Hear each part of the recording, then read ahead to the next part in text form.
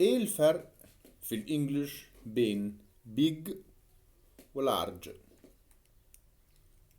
كتير مننا عارف طبعا الكلمتين، عارف كلمة big وكلمة large، وكتير بيتعامل مع الكلمتين كأنهم كلمتين يعني زي بعض بالظبط في المعنى وفي الاستخدام. لكن الكلمتين في فرق في الاستخدام.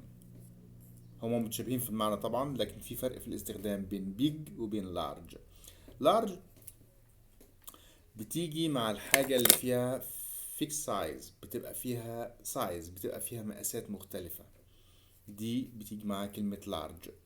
زي مثلا كابس، كوبايات مثلا، في سايز، في كذا سايز في الكابس دي. فبقول large size لان دي سايز بالمقاسات، في فيكس سايز، في كذا سايز، ففي الحالة دي بقول large. فلارج بتيجي مع الحاجة اللي فيها سايز، مقاسات. أي حاجة فيها مقاسات بتقال عليها لارج. زي مثلا بوتل، إزازة مثلا، إزازة مية، بقول large. Oh, large one. You want a small one or large? Oh, no, I prefer the large. فلأن دي فيها مقاسات.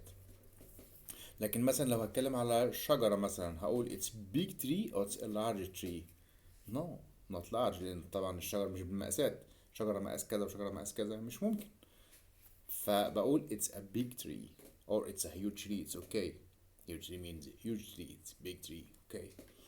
فلارج بترتبط بالحاجة اللي فيها size، مقاسات.